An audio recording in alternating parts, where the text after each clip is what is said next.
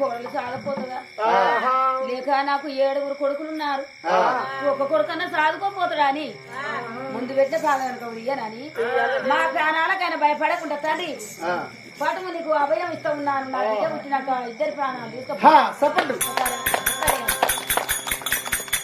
తల్లి ఎంత సత్యమంతురాలు అయినా మన ప్రాణాలు పోతున్నాయి అంటే ఈ ఉన్న ఆస్తి ధనము సొమ్ము సొంతము మొత్తం అమ్మి మన ప్రాణాలు కాపాడుకుంటాం గాని ఒక్క బిడ్డ సంతానం కొరకై ఆ తల్లి ప్రాణాలే పలంగా పెట్టి ఆడబాల సంతానం కోరుకున్నాడు.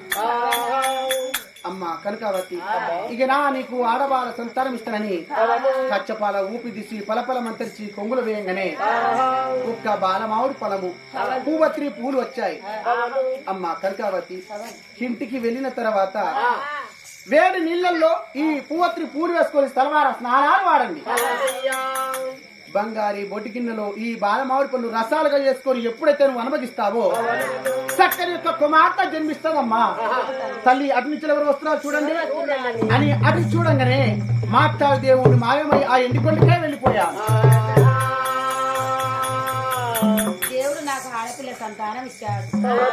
సంత దొరికిన సంతోషంగా ఇంటికి ఎలాంటికి వెళ్ళిపోతున్నా.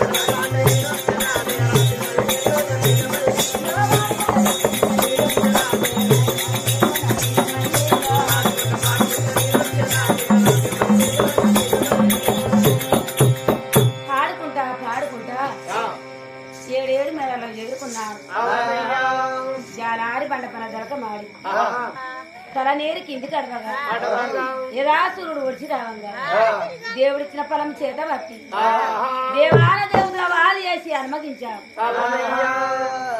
అనుమగించినాక 1 నెల 2 నెల 3 నెల 5 నెలయే వాడికి 9వ నెల రెండుకో వస్తున్నారు.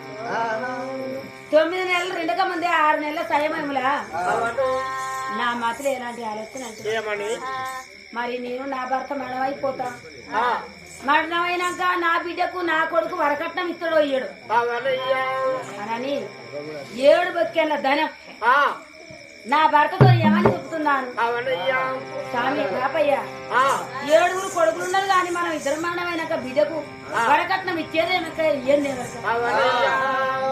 ఈ 7 బొక్కెళ్ళ ధనం పట్టుకొని 7 మూటల బాయిలో పోసిరాండి అనగానే నా భర్త 7 బొక్కెల ధనం పట్టుకొని 7 మూటల బాయి కాడికి వచ్చింది.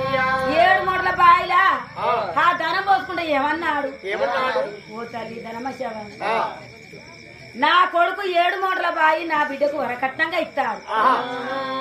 ఆ కట్నంతో పాటు ఈ 7 బొక్కెల ధనం నా బిడ్డ ఇంట్లోకి వెళ్ళిపోతాయి అని ఆ ధనమశమ్మకు వచ్చిన పెట్టాడు. ఇంటికి చేరుకున్నాడు. 9 నెలల వరకు అమ్మా ఓ దాసిలాల అమ్మారో నేను తల